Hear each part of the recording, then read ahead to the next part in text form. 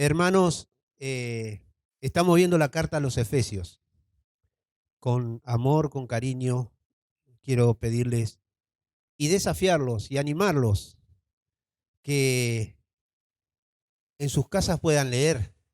Hoy nos toca el capítulo 3, o sea que el domingo que viene nos va a tocar el capítulo 4.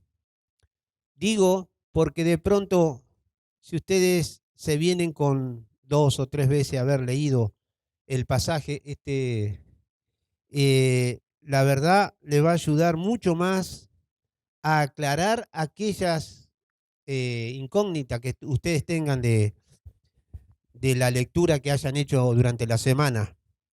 Y seguro que también Dios utilizará su palabra, porque así lo hace, para bendecirlos a todos ustedes.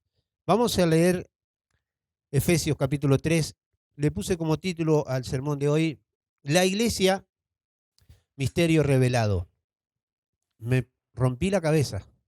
Aquellos que conocen el contexto para darle el título.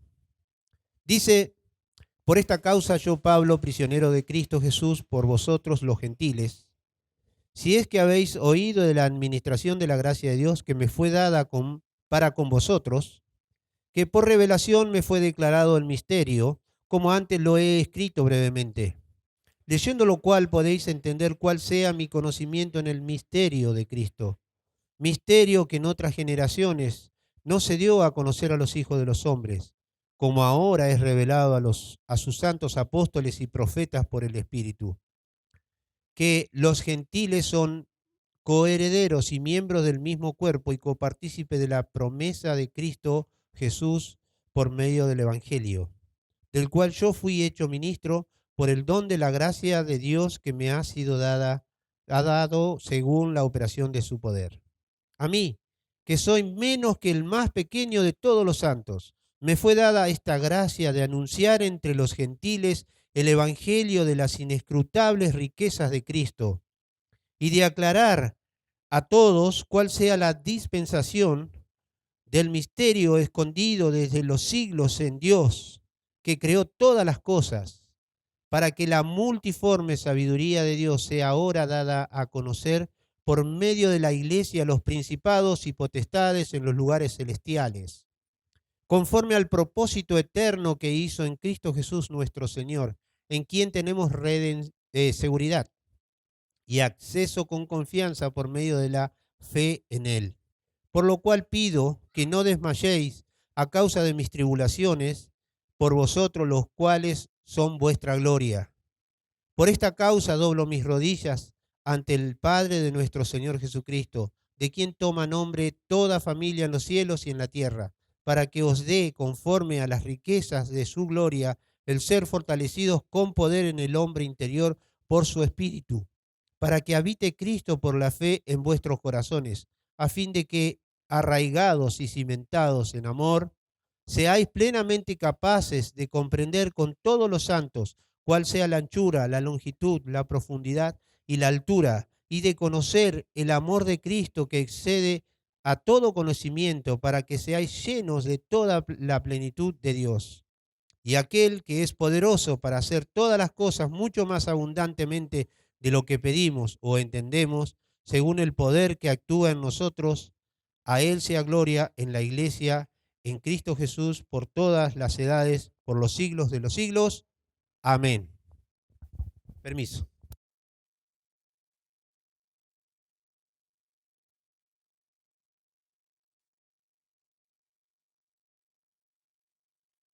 A ver si así puedo sujetar algunas hojas. Bien, capítulo 3 de Efesios. Desde el capítulo 1 hasta el capítulo 3, Pablo se va a dedicar a contarle a la iglesia de los beneficios que tenemos en Cristo Jesús. En este capítulo habla a los hermanos y revela aquel misterio que había estado escondido, como puse por título en el sermón. La iglesia, el misterio revelado.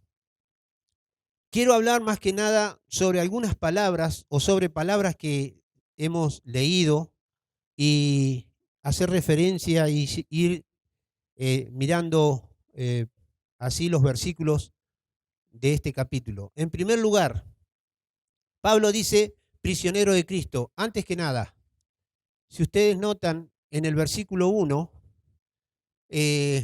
Pablo empieza hablando que él es prisionero de Cristo por los gentiles.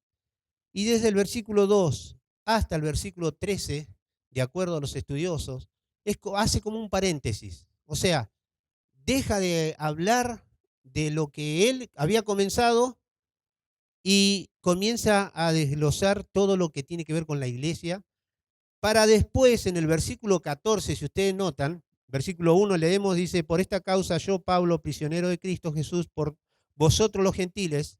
Versículo 14, por esta causa doblo mis rodillas ante el Padre de nuestro Señor Jesucristo.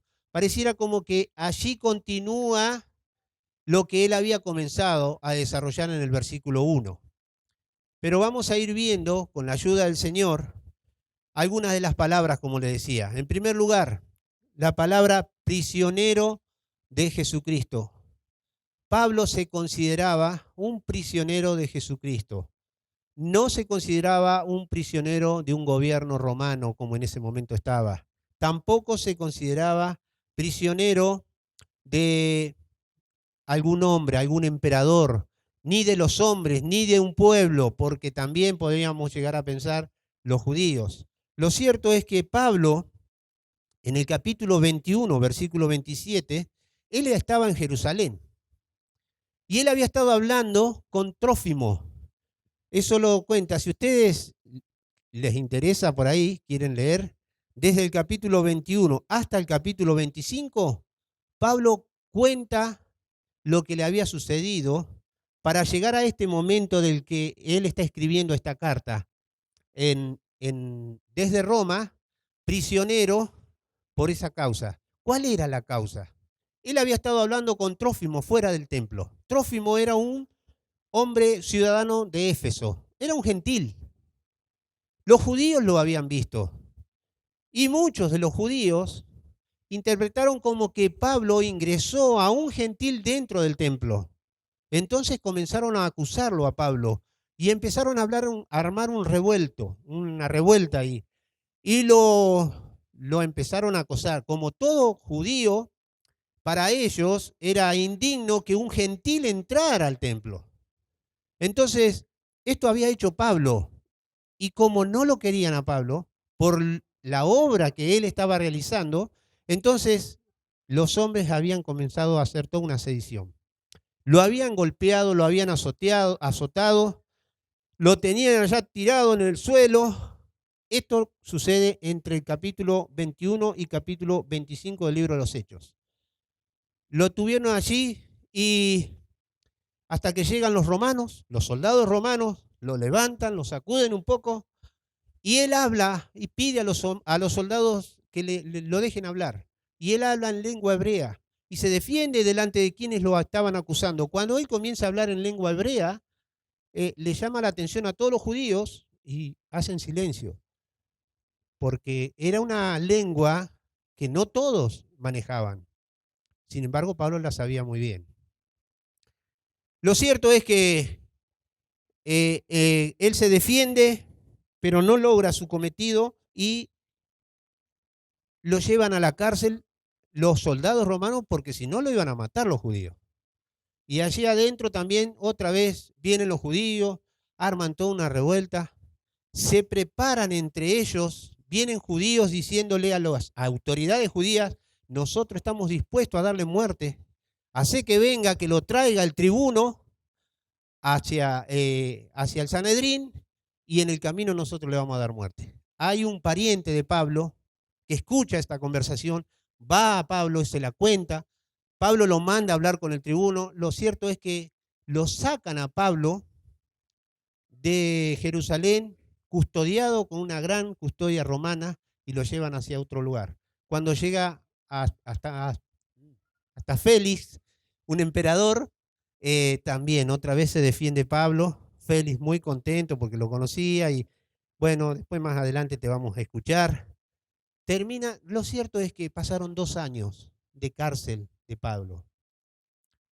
Y luego de 2 años estando en Cesarea, cuentan las Escrituras, como veía que ya no había solución para él, pero por otro lado, en estos capítulos de los que yo le estoy contando del libro de los Hechos, Dios se le había revelado a Pablo y le había dado ánimo y le había dicho, ten ánimo, porque también me vas a ser testigo en Roma, ante el César.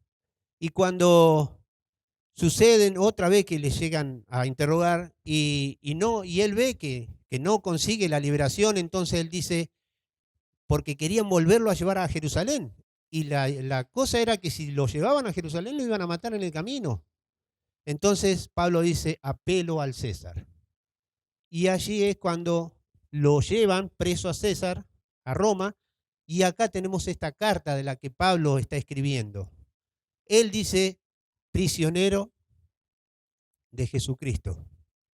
Las circunstancias que lo rodeaban a él no habían alterado su vida, su gozo, su comunión con el Señor.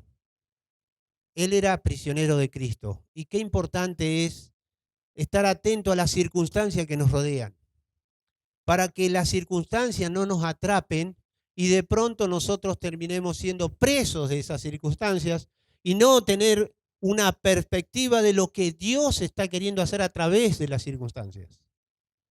Entonces, como hijos de Dios, como creyentes que somos, nosotros debemos estar atentos a lo que Dios está queriendo hacer en cada uno de nosotros. Las cosas no suceden por casualidad para el creyente.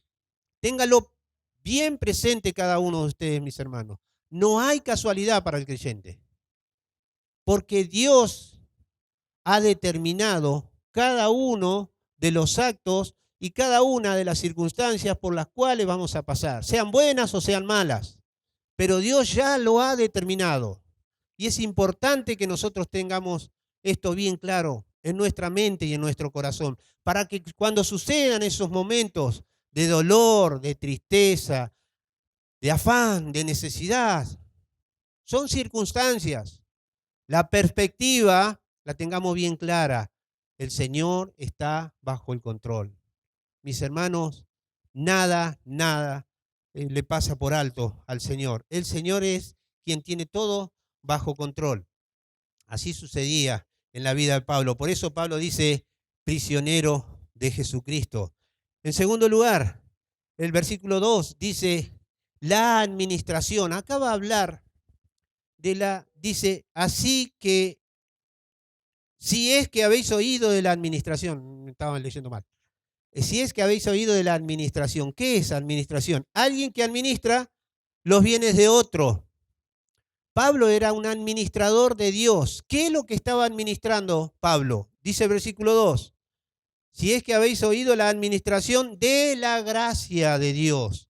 ¿Qué es la gracia de Dios? Son todos los favores que vienen de parte de Dios. Todos los favores que nos vienen a nosotros de parte de Dios. No solamente la salvación, sino todas las cosas. Lo bueno y lo malo. Vuelvo a repetirlo. Todo viene de Dios. La gracia de Dios está sobre todas estas cosas. Pablo no veía como un lujo que él podía manejar a su antojo, que él podía administrar a su antojo. Él sí sabía que era por la gracia de Dios que tenía todo esto. Y debía compartir esta gracia para todos. Y de eso se estaba ocupando él. Compartir de la gracia de Dios. Noten ustedes que estaba preso, pero él, sin embargo, seguía hablando acerca de su Dios y de su Salvador. Él debía hacer buen uso de la gracia, de todo lo que Dios le había confiado. Cada uno de nosotros, mis hermanos, somos administradores de Dios también. Cada uno de nosotros somos administradores de Dios. Muchos de los que están aquí presentes en estos días han visto el tema de los dones. Y qué lindo que cada uno se interese en todo esto que tiene que ver con lo que Dios nos ha regalado a todos nosotros. Porque hay un propósito, hay un plan de Dios para todos nosotros. No es que porque somos lindos Dios nos regaló, Dios nos ofreció, nos proveyó, sino porque Dios quiere a través de nosotros, así como lo estaba haciendo a través de Pablo, Dios también quiere mostrar su gracia a través de nosotros. Entonces nosotros también somos administradores de Dios. Estoy trabado hoy, perdonen. Dice Primera de Pedro 4:10, cada uno de acuerdo al don que ha recibido, esto es lo que han visto muchos de los hermanos, ministrelo a los demás como buenos administradores de la multiforme gracia de Dios. Si tú eres un creyente, si te consideras un hijo de Dios, tenelo presente, que sos un administrador de Dios, que un día también tendrás que dar cuenta. Vieron que en la administración, de pronto vienen las auditorías que tienen que ver con los balances. ¿Qué problema para aquellos gobiernos, aquellos clubes, aquellas instituciones donde vienen auditorías? Y tienen que ver los libros, a ver cómo están, si hubo buena administración o una mala administración. ¿Saben qué, mis hermanos? Cada uno de nosotros también un día vamos a dar cuenta de lo que nosotros hemos hecho con lo que Dios nos ha dado. Cada uno de nosotros vamos a tener que pasar por la auditoría del Señor, si se quiere. Segunda de Corintios capítulo 5, versículo 10 dice que nosotros vamos a comparecer ante el tribunal de Cristo. Allí van a ser probadas nuestras obras. No es que vamos a perder la salvación, pero sí el Señor va a mirar todo lo que nosotros hemos hecho. Si lo hemos hecho de corazón, lo hemos hecho sinceramente, lo hemos llevado adelante con temor delante del Señor, o si solamente fueron deseos de que seamos vistos. Las cosas que nosotros hicimos aquí en la tierra, en la iglesia, con los hermanos, trabajando entre ellos, ¿cuáles fueron las motivaciones que nos movieron a servir a Dios? Una motivación de obediencia y temor y desempeñar bien los dones que el Señor me ha dado, o solamente una motivación para ser visto de los hombres. Y allí vamos a ser examinados. Quiero decirles también, cuando habla aquí de la revelación, versículo 3 y 4, la revelación de un misterio habla. ¿Qué es un misterio? Es una verdad oculta que Dios va a revelar. Dice, lo he escrito brevemente, versículo 3. Versículo 4 dice, leyendo lo cual podéis entender acerca de este misterio. Dios se encargó de revelar a través de Pablo lo que estaba oculto en el pasado. En el capítulo 2 que desarrolló la semana pasada, Gabriel habló acerca de esto y comenzaba a revelarse este misterio desde el capítulo 2, aún desde el capítulo 1, pero allí se ve claramente en el versículo 14 del capítulo 2. Dice, porque Él es nuestra paz, que de ambos pueblos hizo uno. Está hablando de dos pueblos. De ambos pueblos hizo uno. Dice también, derribando la pared intermedia de separación. También habló Gabriel sobre esta pared, donde había una escritura. Esa pared separaba al pueblo gentil del pueblo judío. El pueblo gentil podía llegar hasta ahí, pero no le era permitido pasar más allá, porque eso era solamente para el pueblo judío. Dice que el Señor Jesús, con la obra de amor en la cruz del Calvario, derribó esa pared intermedia de separación. Pero también dice más, dice el versículo 19, así que ya no sois extranjeros ni advenedizos, o sea, no son ya dos pueblos, sino que son uno solo. ¿Qué pueblo estaba hablando? Pueblo judío y pueblo gentil. De eso a eso Pablo se estaba refiriendo. Los profetas aún no habían comprendido esa antigua teocracia de Israel como nación que sería dejada de lado y que Dios levantaría un organismo llamado la Iglesia, donde todas las razas compartirían los mismos privilegios en igualdad de derecho. ¿Saben qué? Dice el versículo 5, revelado a sus santos y aquí dice apóstoles y profetas. En ese tiempo, en el tiempo que Pablo estaba escribiendo, estos dones de los que ustedes también estuvimos viendo en estos días acerca de apóstoles y profetas, y creo que nos quedó claro que estos dones ahora no están vigentes, pero en este momento en el que Pablo estaba escribiendo sí estaban vigentes. Ahora, ¿por qué estaban vigentes? Bien, ¿quiénes eran los apóstoles? La iglesia, nosotros, ¿a quién reconocemos como apóstol? Apóstol eran aquellos que habían estado conviviendo con el Señor Jesucristo. Eran aquellos que habían visto al Señor Jesucristo y que habían tocado. Algo de eso habla Juan en su primera carta. Lo que vieron nuestros ojos, lo que oímos, lo que palparon nuestras manos, dice.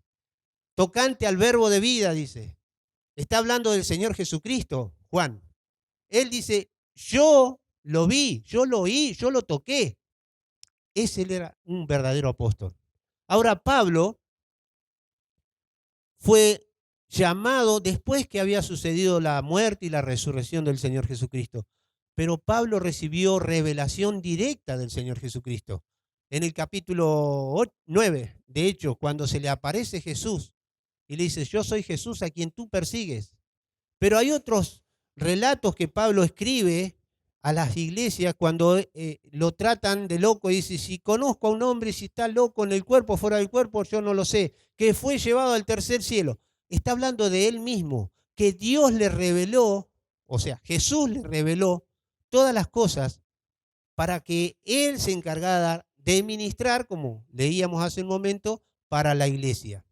Entonces, ¿quiénes son los apóstoles? Hombres que pudieron estar con Jesús, que recibieron de la misma persona del Señor Jesucristo la revelación. Ellos son los apóstoles. ¿Quiénes son los profetas? Los profetas eran aquellos que recibían la revelación de Dios. En este momento que Pablo estaba escribiendo, todavía la iglesia, o sea, todavía no tenían el Nuevo Testamento como hoy nosotros lo tenemos. Entonces, hacía falta los profetas en los que Dios les revelaba a ellos las cosas que iban a suceder. Una vez que se cerró el canon, como así se dice, una vez que fue completo el Nuevo Testamento, ya los apóstoles habían fallecido, los profetas de ese tiempo también habían fallecido, entonces ya no era necesario estos dones, porque la palabra de Dios estaba revelada. Dice Hebreos capítulo 1, versículo 1 y 2.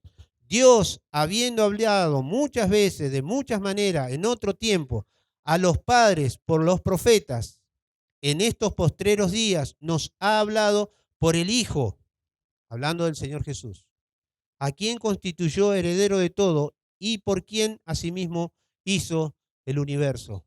El Señor Jesús, él mismo dijo, yo soy la verdad. La palabra de Dios que tenemos escrita nos revela a Cristo. Entonces ya no necesitamos ni apóstoles ni profetas. Revelado a sus santos apóstoles, dice el versículo 7, así aparece otra palabra, ministros. Dice, del cual yo fui hecho ministro. A ver, la palabra ministro significa diáconos, que a su vez significa un servidor. De manera particular para los gentiles era este servidor. Él sabía que había sido salvado, había sido rescatado con un propósito, con un plan eterno de Dios, llevar el evangelio a los gentiles. Él era judío, pero sin embargo Dios se había encargado de decirle todas estas cosas, pero no solamente eso, sino también de ir develando este misterio del que le estaba hablando. Tengamos presente, mis hermanos, que él estaba preso, él estaba encadenado a un soldado romano, pero él sabía que la palabra de Dios no estaba presa. Por otro lado, aunque las circunstancias que lo rodeaban no eran del todo favorables, si se quiere, humanamente, aún así, él seguía sirviendo a Dios con todas sus fuerzas y con todas sus ganas, porque él sabía que estaba administrando las cosas santas de Dios. Seguimos en la lectura. Versículo 8. A mí que soy el más pequeño de todos los santos, dice. Pablo, quien había sido rescatado camino a Damasco, el que escribió casi la mayor parte del Nuevo Testamento, el que, si no es el más grande, por ahí está, el más grande de los misioneros que ha existido, el que predicó a tiempo y fuera de tiempo. A nadie se le cayó, a todos les habló del Señor Jesucristo. Él se consideraba el más pequeño de todos los santos, pero no solamente en este pasaje, en esta carta, sino que también en 1 Corintios 15:9 dice, soy el más pequeño de los apóstoles. O sea, él se consideraba el más pequeño, dice, que no soy digno de ser llamado apóstol, porque yo perseguía a la iglesia de Dios. Pablo sabía de dónde había salido. Nunca se olvidó del lugar del cual Dios, el Señor Jesús, lo rescató. En 1 Timoteo 1:15 dice que Cristo Jesús vino al mundo para salvar a los pecadores, de los cuales yo soy el primero. No solamente se consideraba el más pequeño de los apóstoles, no solamente era el más pequeño de los santos, sino que se consideraba el primero entre todos los pecadores. Ese era Pablo. Dice, jamás se olvidó de dónde salió, de dónde lo sacó el Señor, todos los sufrimientos que él pasó. Dice 2 Corintios 4:17, porque esta leve tribulación momentánea produce un cada vez más excelente y eterno peso de gloria. Recordemos, estaba preso junto a un soldado. De acuerdo a los estudiosos, durante el día él tenía libertad para andar caminando, para andar moviéndose allí adentro, pero cuando llegaba la noche lo aprisionaban, lo encadenaban a un soldado para que no se escapara. Esa era la vida de Pablo. Sin embargo, Pablo hablaba e enseñaba y mandaba estas cartas. Dice el versículo 8, inescrutable, lo que no puede ser rastreado, esa es la palabra, inescrutable, lo que no puede ser rastreado. Da la idea de un cazador que persigue a su presa siguiendo las huellas, ¿sí? Pero de pronto esas huellas desaparecen y se pierden en el monte, y este cazador no sabe para dónde ir. De eso habla las inescrutables riquezas. Es aquello que puede ser comprendido, aquello que está por encima de nuestro, no puede ser comprendido, perdón, que está por encima de nuestro razonamiento. Hay cosas que suceden y que uno llega a decir, pero ¿cómo es esto? ¿Cómo puede ser? Así son las riquezas de Cristo, son inescrutables. Pero Cristo, que es rico en misericordia, nos alcanzó, nos salvó, nos perdonó, nos hizo sentar en lugares celestiales con Cristo. Eso es el evangelio de las inescrutables riquezas. Ahora bien, versículo 9 dice, y de aclarar. La palabra allí aclarar es literalmente traer a la luz, da la idea de dar a conocer, de revelar. Pablo había sido llamado para enseñar que judíos y gentiles formaban un cuerpo llamado la iglesia de Dios. Ese era el misterio escondido.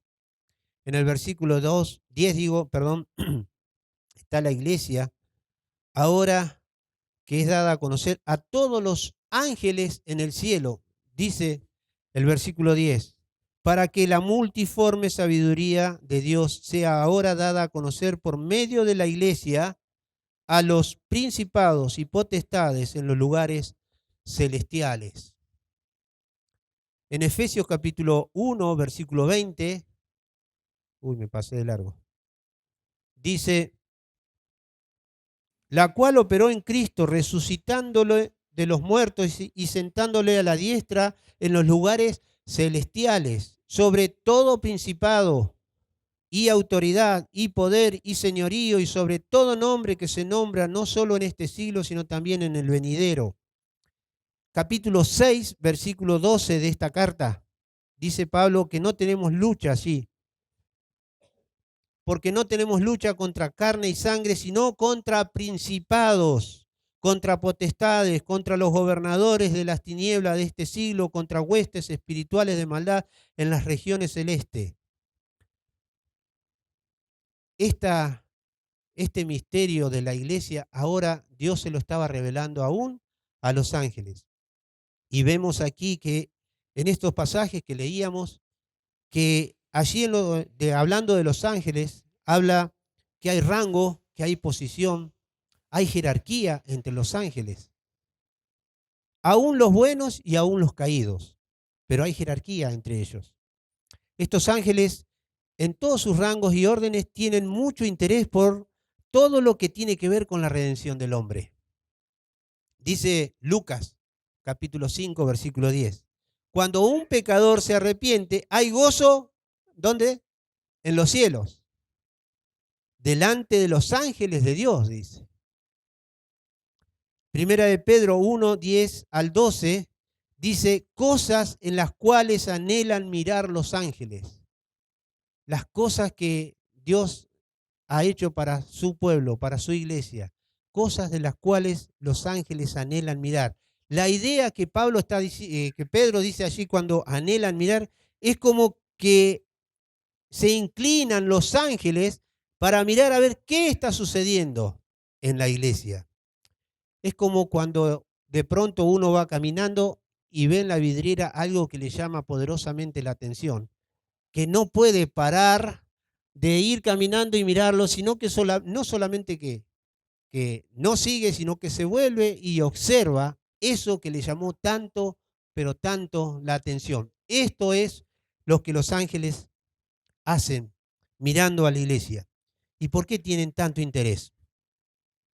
Porque en la obra de la redención, en Cristo, donde Dios manifiesta su multiforme sabiduría. Lo que ellos ven al contemplar la iglesia de Cristo enriquece esa comprensión de Dios y eso capacita a los ángeles para adorar a Dios con una adoración mucho más sublime. Miren ustedes, ¿y qué es lo que ellos ven en la iglesia? ¿Qué es lo que los ángeles ven en la iglesia? Ven el resultado de la encarnación del Hijo de Dios, de la segunda persona de la Trinidad, hecho hombre que murió por estos hombres, por estos pueblos. Contemplan estos dos pueblos, judíos y gentiles, dos razas completamente antagónicas que se odiaban entre sí, ahora que ya estaban divididas, ahora ya están reconciliados entre sí, no solamente con Dios, sino que reconciliados entre sí. Y forman ahora un solo cuerpo, que es la iglesia. Todo eso lo lleva a los ángeles a prorrumpir en alabanza.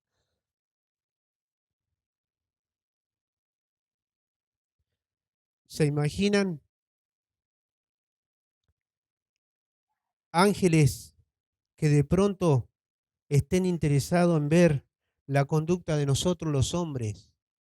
¿Cómo es que un hombre perdido, que le dio la espalda a Dios, que vivió negando a Dios, que vivió bastardeando todo lo que era de Dios, ahora está sentado en un lugar junto a personas de distintas razas, de distintas clases sociales, todos juntos, unánimes, alabando y adorando al Salvador?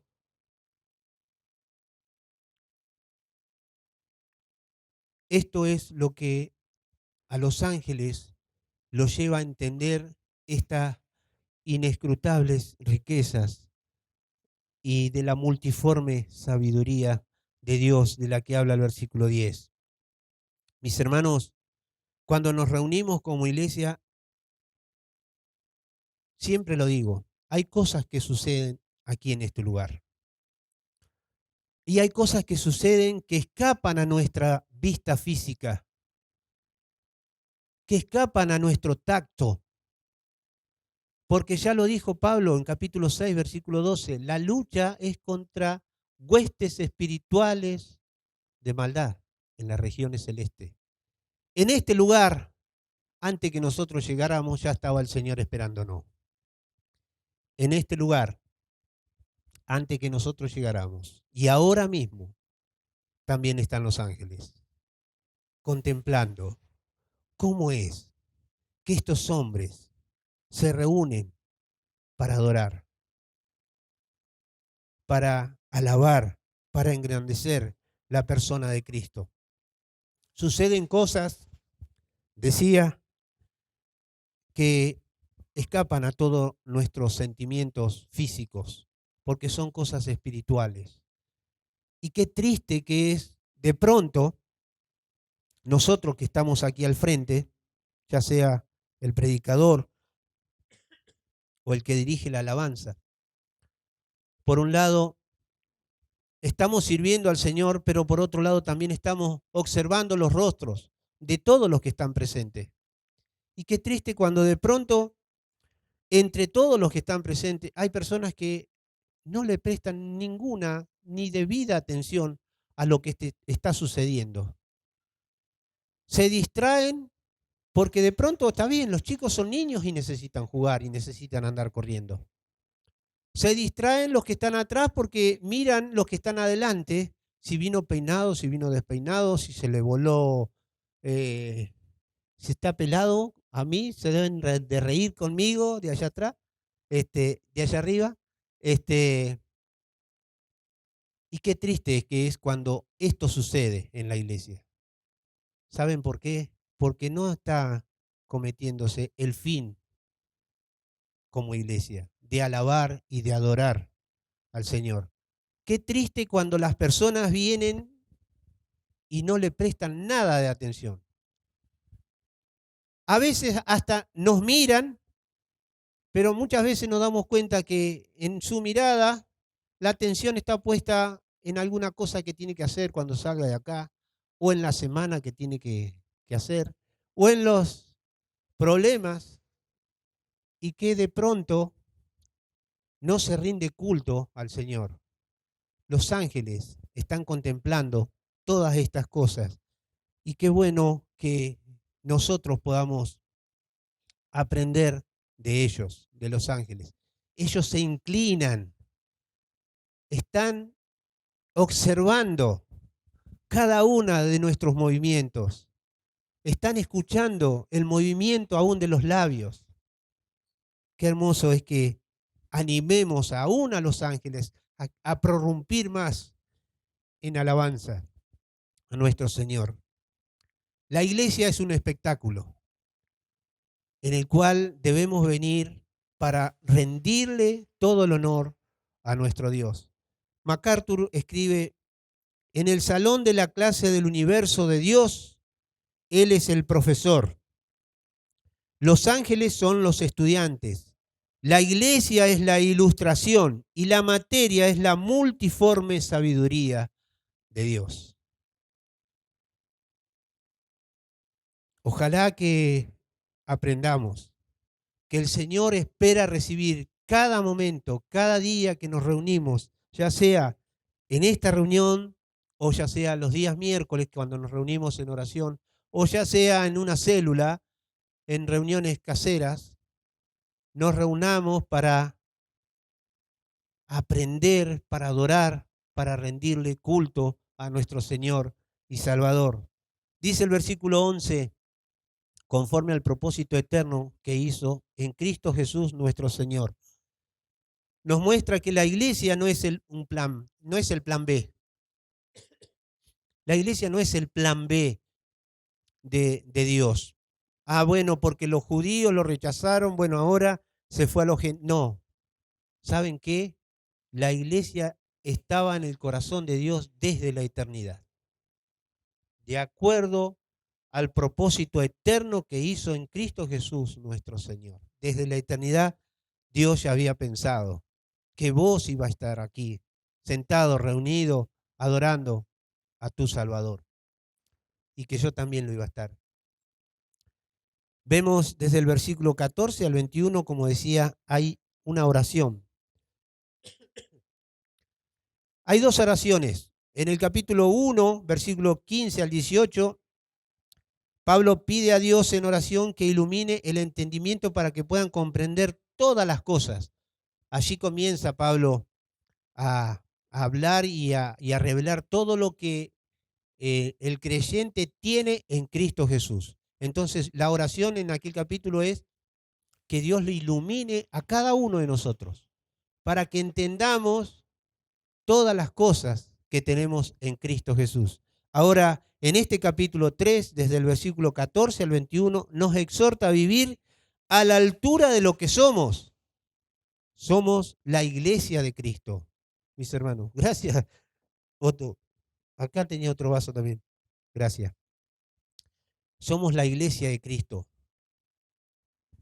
Somos quienes debemos dar testimonio dentro y fuera de este salón que pertenecemos a la iglesia del Señor Jesucristo, más allá de la iglesia local, en este caso de la iglesia de la gracia. Somos la iglesia de Jesucristo. Cada uno de nosotros, en nuestro diario vivir, debemos mostrar que Cristo vive en nosotros, habita en cada uno de nosotros. Hablamos de acuerdo a creyentes, no a gente mundana. El vocabulario que debe haber en cada uno de nosotros debe ser un vocabulario limpio. Dice acá en esta carta, ahora, después, en el capítulo 4, ya vamos a empezar a ver todo lo que tenemos que hacer. Hasta aquí es todo lo que tenemos en Cristo, todo lo que el Señor nos ha dado, pero después vamos a ver todo lo que Dios nos manda. En estos 3 capítulos no hay mandamiento de parte de Dios para nosotros, sino nos muestra la revelación, toda la teología de Dios, para después enseñarnos y mostrarnos todo lo que Dios espera de nosotros. Dice que nos exhorta a vivir a la altura de lo que somos, la iglesia de Cristo, y de los recursos. ¿Cuáles son los recursos que tenemos? El poder del Espíritu Santo, que convence al mundo de pecado. El poder de la palabra, que nos ha sido dada a cada uno de nosotros para que la utilicemos como un bálsamo para los perdidos, para que la utilicemos como el aceite que suaviza las heridas, para que la utilicemos como la espada que penetra hasta lo más profundo y discierne las intenciones y los pensamientos y aún las intenciones del corazón. Tenemos la palabra de Dios, pero también tenemos el poder del amor de Dios que ha sido derramado en nuestros corazones. Ninguno de nosotros tenía amor antes. El amor que teníamos era un amor sucio. Pero cuando Cristo vino a vivir en nuestros corazones, el amor de Dios ha sido derramado en nuestros corazones. Y de pronto, ese amor debemos mostrar entre nosotros y a los perdidos. Y también tenemos el poder del Espíritu Santo obrando en nosotros. No solamente el poder que revela y que convence a la gente de pecado, sino que también el poder del Espíritu Santo que está en nosotros, que nos da la iluminación, el entendimiento para comprender estas verdades, que el mundo no las conoce, que no las sabe, porque no tiene a Cristo en su corazón. Pero nosotros sí. Y si tenemos a Cristo en nuestro corazón, tenemos la tercera persona de la Trinidad, que es nuestro Maestro. Mis hermanos, cada uno de nosotros debemos vivir de esta manera, para que termina diciendo allí, y aquel que es poderoso para hacer todas las cosas mucho más abundantemente de lo que pedimos o entendemos, según el poder que actúa en nosotros, a Él sea la gloria en la iglesia, en Cristo Jesús, por todas las edades, por los siglos de los siglos. Amén. Que el Señor nos ayude a poder comprender estas verdades reveladas en su palabra, no solamente para conocer, sino para vivir cada uno de nosotros de la forma que Dios quiere que vivamos. Que el Señor nos bendiga.